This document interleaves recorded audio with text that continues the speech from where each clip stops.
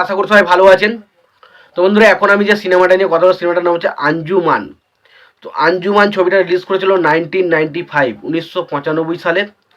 ছবির পরিচালক হিসেবে কাজ করেছিলেন হাফিজ উদ্দিন এবং ছবিতে অভিনয় করেছিলেন সলমন শাহ, শাহবাজ এবং হুমায়ুন ফরিদি সহ আরও অনেকে।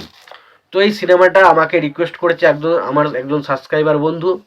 সে আমাকে এই সিনেমাটা নিয়ে কথা বলতে বলেছে, তারই উদ্দেশ্যে এখন সিনেমাটা নিয়ে আমি আলোচনা করব।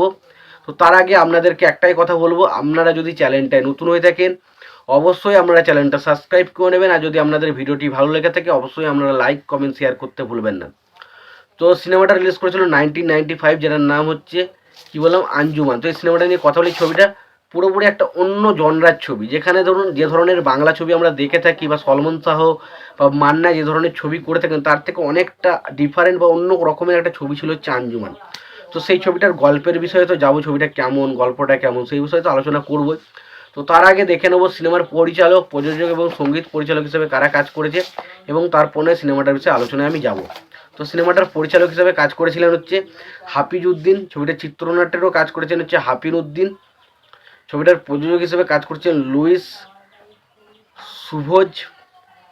ছবিটার রচয়িতা হিসেবে কাজ করেছেন ছোটকু আহমেদ। ছবিটার কাহিনী লিখেছেন হচ্ছে ছোটকু আহমেদ। ছবিটার সংলাপ লিখেছেন হচ্ছে ছোটকু আহমেদ। ছবিটার সুরকার হিসেবে কাজ করেছেন সুবল দাস। ছবিটার রান টাইম হচ্ছে 150 মিনিটের মতো এবং ছবিতে অভিনয় করেছেন সলমন শাহ, শাহবাজ, শাহিন আলম, হুমায়ুন ফরিদি।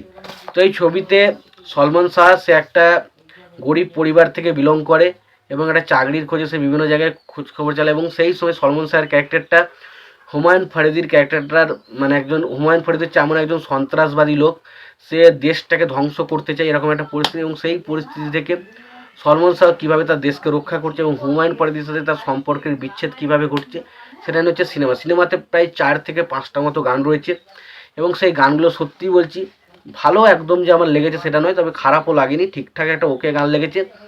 পাশাপাশি এখানে শাহবাজ এবং সালমান শাহের মধ্যে যে কেমিস্ট্রিটা আমরা দেখতে পাই সেটা আমার কাছে কিন্তু ভালোভাবে ওয়ার্ক করেছে এবং স্পেশালি ছবির ইমোশনাল পয়েন্ট যেখানে সলমন শাহের বাবা মাকে মেরে দেওয়া হচ্ছে বা যে জায়গাতে হুমায়ুন ফরিদের ওই যে ইন্টেন্সিটির সাথে ভিলেনের যে গুরুত্বটা যেভাবে দেখি যে খুব ভালো, খুব ভালো।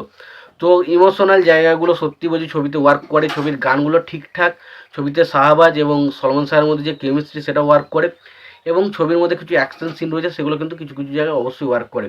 তো ওভারঅল সিনেমার গল্প বা চিত্রনাট্য যদি কথা বলে সেগুলো মোটামুটি ঠিকঠাক, খুব এক্সট্রাঅর্ডিনারি কিছু না, তবে ভালো। তো ওভারঅল সিনেমাটা কিন্তু একটা বেশ ভালো এন্টারটেইন করার মতো সিনেমা। তোমাদের যদি মনে হয় তোমরা সিনেমাটা দেখবেন অবশ্যই তোমরা সিনেমাটা দেখতে হবে। তোমাদের যদি সিনেমাটা দেখা হয়ে থাকে তোমাদের সিনেমাটা কেমন লেগেছে জানাতে ভুলো না। ভিডিওটি ভালো লেগে থাকলে লাইক কমেন্ট শেয়ার করে দিও। চ্যানেলটা নতুন হয়ে থাকলে অবশ্যই তোমরা চ্যানেলটা সাবস্ক্রাইব করে নিয়ে পাশে বেল আইকনটা অবশ্যই প্রেস করে দিও। ভালো থেকো, সুস্থ থেকো, দেখা হচ্ছে পরে ভিডিওতে।